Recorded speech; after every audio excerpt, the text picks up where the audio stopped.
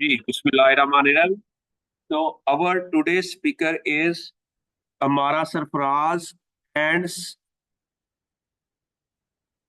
Sanaullah. Okay. Sana Umar.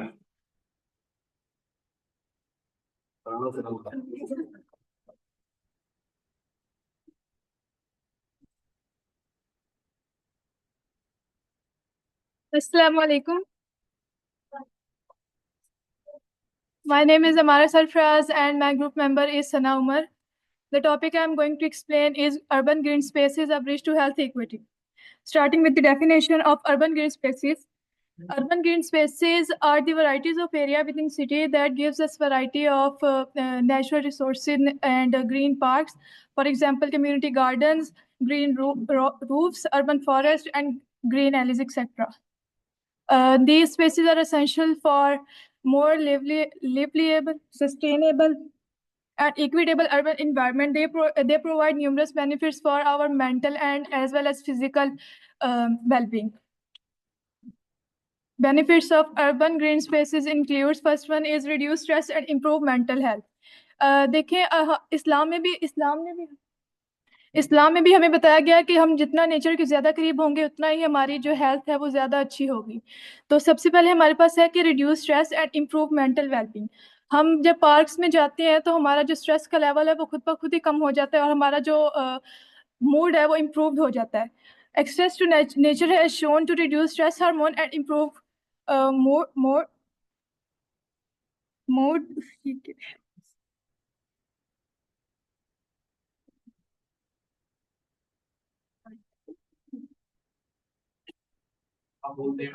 बोलते ना। Second one is increase physical activity and reduce obesity. Parks में हमें physical activities की opportunity मिलेंगी जिससे जो इस पॉपुलेशन में सबसे ज्यादा जो मसले आ रहे हैं वो आ रहे हैं ओबेसिटी के। इधर से ये देखो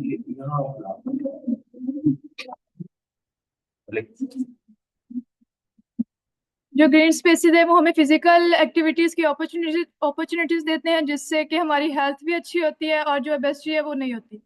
third one is improve air quality and respiratory health. जो हमें हमें पता है कि जो फॉरेस्ट होते हैं वो हमारे पास नेचुरल फिल्टर्स होते हैं जो कि जैसे कि अब ये पोल्यूटेड सिटी है इसमें बहुत ज़्यादा ट्रैफिक होती है और जो ट्रीज होते हैं वो हमारे पास नेचुरल फिल्टर्स होते हैं जो हमारी एयर को क्लीन करते हैं जो हमारी एयर को क्लीन करते हैं और एयर को क्लीन करते हैं और हमें जो है वो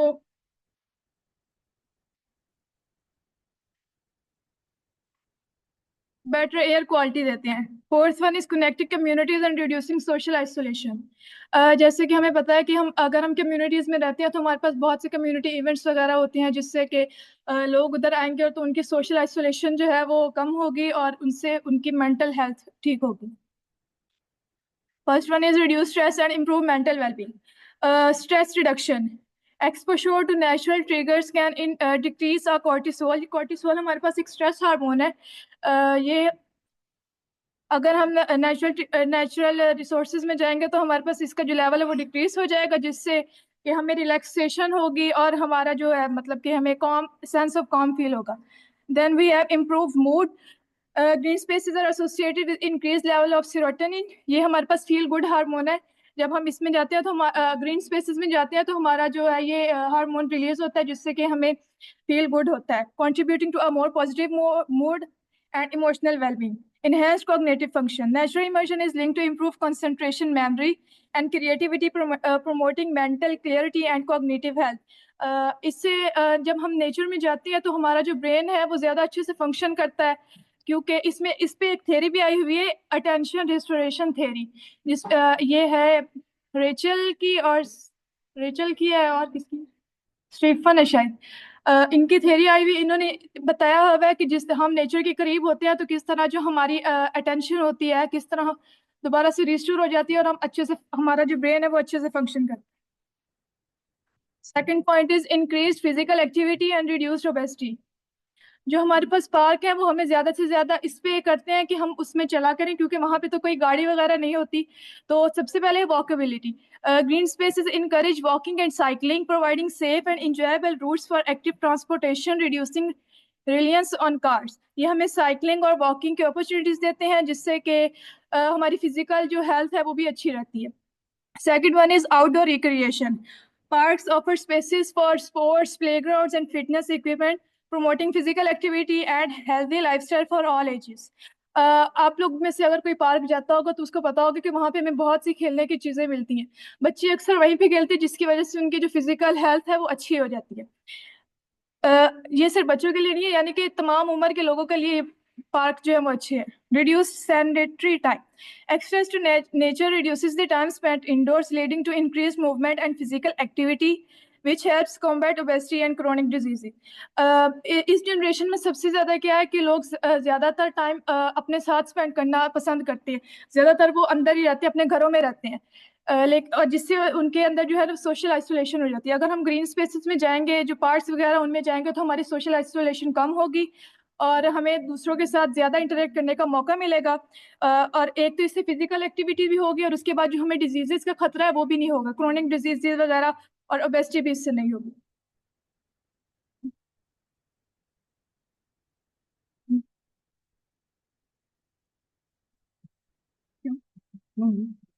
improved air quality and respiratory health. इसमें पहला पॉइंट है हमारे पास एयर प्योरिफिकेशन। जो ट्रीज और प्लांट्स होते हैं वो एयर को क्लीन करने में हेल्प देते हैं और harmful pollutants like carbon dioxide और ओजोन को अब्जॉर्ब करते हैं, जिससे एयर क्वालिटी इंप्रूव होती है। सेकंड पॉइंट है हमारे पास cardiovascular benefits. Improved air quality की वजह से जो सा हमारा एक्सपोजर होता है, जो रिस्क होता है एक्सपोजर का हार्मफुल पोल्यूटेंट्स के साथ, वो बहुत कम हो जाता है, जिससे कार्डियोवैस्कुलर डिजीजेस बहुत कम हो जाती हैं, उनके चांसेस बहुत कम हो जाते हैं। उसके बाद है हमारे पास रेस्पिरेटरी हेल्थ। वही इम्प्रूव्ड एयर क्वालिटी की वजह से जो से रेस्पिरेटरी हेल्थ इश्यूज हैं वो नहीं होते। ये रेस्पिरेटरी डिजीजेस में आता है अस्थमा और ब्रोंकाइटिस वगैरह, जो इम्प्रूव्ड एयर क्वालिटी की वजह से लंग्स वगैरह को इफेक्ट नहीं करते। उसके बाद है हमारे पास connecting communities and reducing social isolation. इसके पहला पॉइंट है इसका सोशल इंटरेक्शन। ग्रीन जो से स्पेसीज हैं उनकी वजह से जो से सोशल आइसोलेशन है वो उसको ओवरकम करने के लिए बहुत कारआमद होता है कि ग्रीन स्पेसेस और पार्क्स वगैरह। लोग एक दूसरे से इंटरेक्ट करते हैं पार्क्स में, मतलब बात करते हैं, और जिससे स्ट्रेस वगैरह कम होता है और मेंटल हेल्थ इंप्रूव होती है। उसके बाद है कम्युनिटी इवेंट्स। जो पार्क्स होते हैं वो होस्ट करते हैं फेस्टिवल्स और कॉन्सर्ट्स वगैरह, जिससे सेंस ऑफ बिलोंगिंग और सेंस ऑफ कम्युनिटी पैदा होती है। उसके बाद है शेयर्ड एक्सपीरियंसेस। ग्रीन स्पेसेस और पार्क्स की वजह से शेयर्ड एक्टिविटीज पैदा होती हैं, जिससे वही सोशल आइसोलेशन वगैरह रिड्यूस होती है। उसके बाद है हमारे पास urban green spaces and health equity.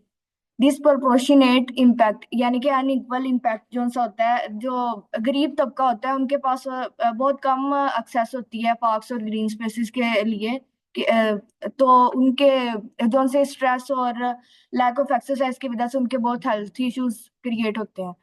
उसके बाद है हमारे पास हेल्थ इक्विटी गोल्स। जो हमारे पास जो अर्बन ग्रीन स्पेसेस और पार्क्स वगैरह अगर ज्यादा होंगे तो हमारे पास लोगों की जो सी हेल्थ होगी वो इम्प्रूव होगी, और स्ट्रेस वगैरह और ये जो मेंटल हेल्थ इश्यूज हैं वो रिड्यूस होंगे। उसके बाद है हमारे पास barriers to accessing green spaces in underserved communities. इसके अंदर आते हैं हमारे पास गरीब इलाकों के लोगों के लिए पार्क्स का इस्तेमाल बहुत मुश्किल होता है। उसकी मेन वजूहत है लैक ऑफ फंडिंग।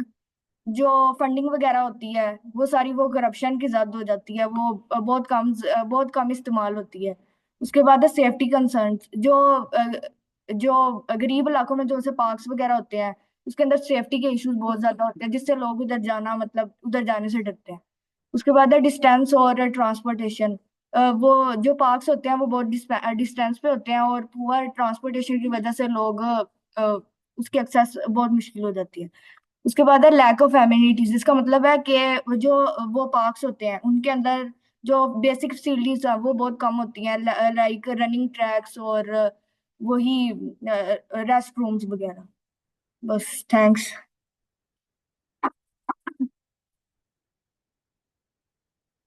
बच्चों क्या बच्चे आप क्या सीखा वीडियो नेम अमान ये बताइए क्या सीखा कितनी इंटरेस्ट से सुना आपने?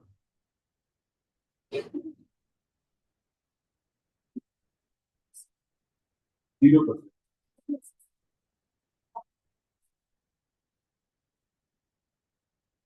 जी जी क्वेश्चन पूछे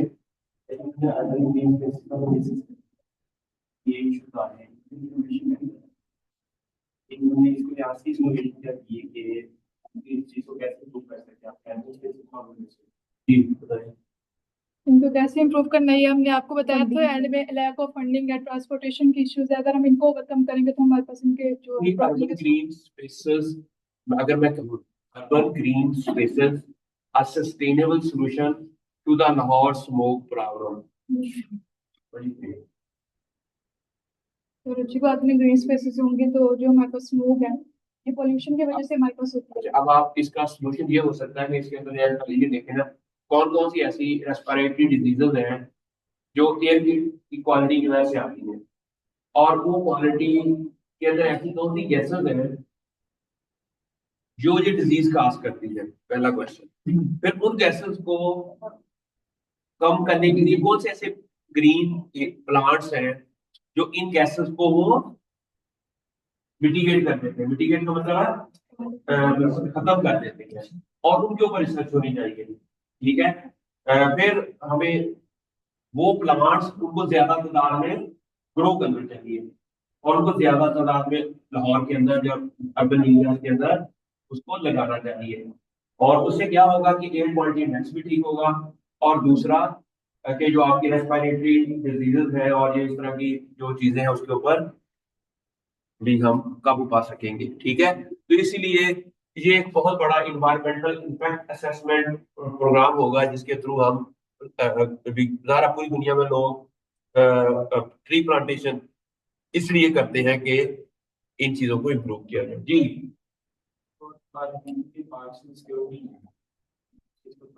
पार्क में सिक्योरिटी इश्यूज होते हैं।